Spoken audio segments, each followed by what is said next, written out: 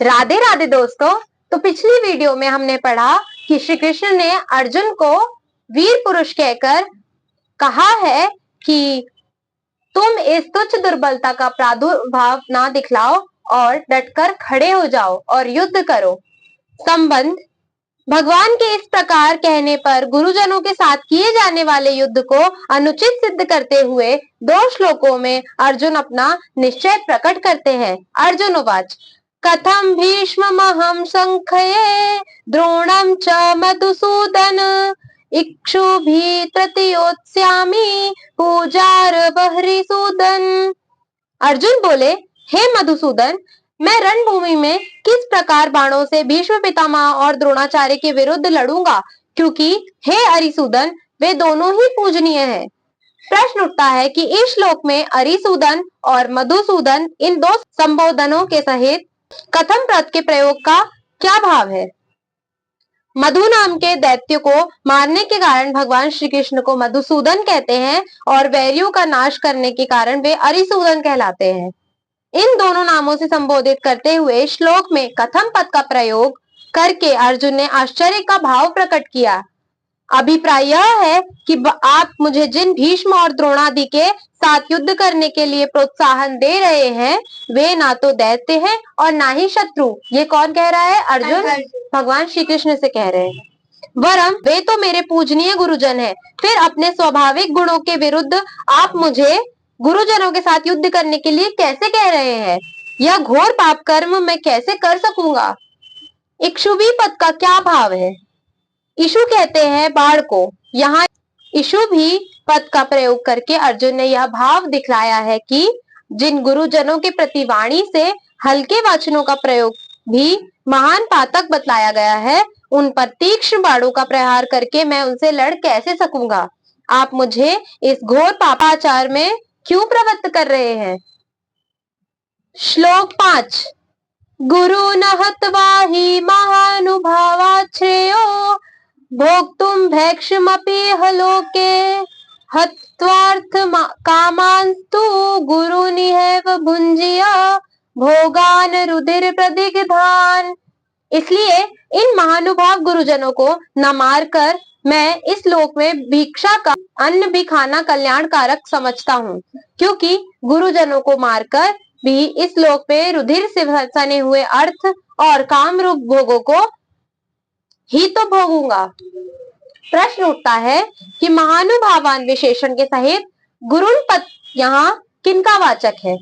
दुर्योधन की सेना में द्रोणाचार्य, कृपाचार्य आदि अर्जुन के आचार्य तथा बाल्हीक, भीष्म, सोमदत्त, भूरिश्रवा और शल्य आदि गुरुजन थे, जिनका भाव बहुत ही उदार और महान था।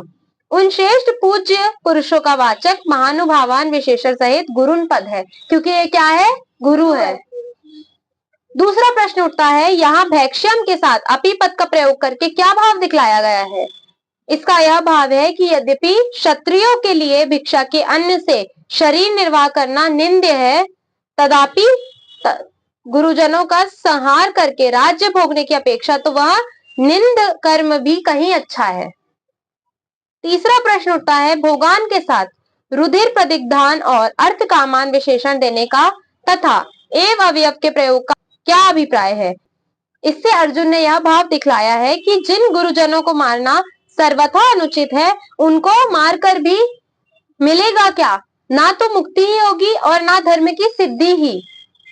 केवल इसी लोक में अर्थ और कामरूप तुच्छ भोग ही तो मिलेंगे, जिनका मूल्य इन गुरुजनों के जीवन के सामने कुछ भी नहीं है, और वे भी गुरुजनों की हत्या के फलस्वरूप होने के कारण एक प्रकार से उनके रक्त से सने हुए ही होंगे। अतएव ऐसे भोगों को प्राप्त करने के लिए गुरुजनों का वध करना कदापि उचित नहीं है। अगला प्रश्न उठता है, अर्थ कामान पद को यदि गुरुन विशेषण मान लिया जाए तो क्या हानि है?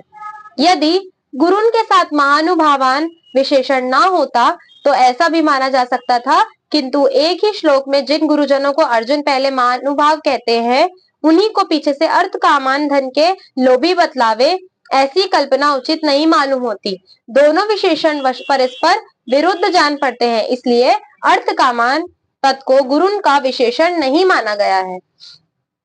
संबंध इस प्रकार अपना निश्चय प्रकट कर देने पर भी जब अर्जुन को संतोष नहीं हुआ और अपने निश्चय में शंका उत्पन्न हो गई, तब वे फिर कहने लगे कि अर्जुन जब जो निश्चय कर रहे हैं उसमें उनको अभी भी शंका उत्पन्न हो रही। जो निश्चय कर रहे हैं ना कि युद्ध करना है, नहीं करना है, गुरु है, तो अभी भी वो क्या कर रहे हैं? शंका कर रहे हैं। श्लोक 6 नाचेत्विदः कतरन्नो गरियो यद्वा जयं यदि वा नो जयहु यानेव हत्वा नाजिजीविषामस्ते अवस्थिता प्रमुखे धार्तराष्ट्र। हम यह भी नहीं जानते कि हमारे लिए युद्ध करना और ना करना इन दोनों में से कौन सा श्रेष्ठ है, अथवा यह भी नहीं जानते कि उन्हें हम जीतेंगे या हमको वे जीतेंगे, और जिनको मारकर हम जीना भी नहीं चाहते वे ही हमारे आत्मीय धृतराष्ट्र के पुत्र हमारे मुकाबले में खड़े हैं। प्रश्न उठता है, हमारे लिए युद्ध करना या ना करना इनमें से कौन सा श्रेष्ठ है, यह हम नहीं जानते। इस वाक्य का क्या भाव है? इससे अर्जुन ने यह भाव दिखलाया है कि हमारे लिए क्या करना श्रेष्ठ है, युद्ध करना या युद्ध का त्याग करना। इस बात का भी हम निर्णय नहीं कर सकते, क्योंकि युद्ध करना तो क्षत्रिय का धर्म माना गया है और उसके फलस्वरूप होने वाले कुल नाश को महान दोष भी बतलाया गया है। अगला प्रश्न उठता है कि हम जीतेंगे या हमको वे जीतेंगे, इस वाक्य का क्या भाव है? इस वाक्य से अर्जुन ने यह भाव दिखलाया है कि यदि एक पक्ष में हम यही मान ले कि युद्ध करना ही श्रेष्ठ है, तो फिर इस बात का भी नहीं पता कि जीत हमारी होगी या उनकी। अभी भी अर्जुन को क्या है? शंका है कि अगर हमने युद्ध कर भी लिया और हम युद्ध के लिए डट कर खड़े भी हो गए तो जीत उनकी होगी या हमारी। अगला प्रश्न उठता है, जिनको मारकर हम जीना भी नहीं चाहते वे ही हमारे आत्मीय धृतराष्ट्र के पुत्र मुकाबले में खड़े हैं, इस वाक्य का क्या भाव है? इस वाक्य से अर्जुन ने यह भाव दिखलाया है कि यदि हम यह भी मान ले कि जीत हमारी ही होगी तो भी युद्ध करना श्रेष्ठ नहीं मालूम होता, क्योंकि जिनको मारकर हम जीना भी नहीं चाहते वे ही दुर्योधन आदि हमारे भाई मारने के लिए हमारे सामने खड़े हैं। अतएव यदि हमारी जीत भी हुई तो इनको मारकर ही होगी। इससे हम यह निर्णय न कर सके है कि हमारे लिए क्या करना उचित है। अर्जुन इस भाव से यह दर्शाना चाहते हैं कि वो अभी भी अपना सब कुछ निश्चय करने के बाद भी शंका में है। तो आज का श्लोक यही संपन्न होता है। अगर आपको हमारा वीडियो पसंद आए तो please like, share and subscribe कीजिए। राधे राधे, धन्यवाद।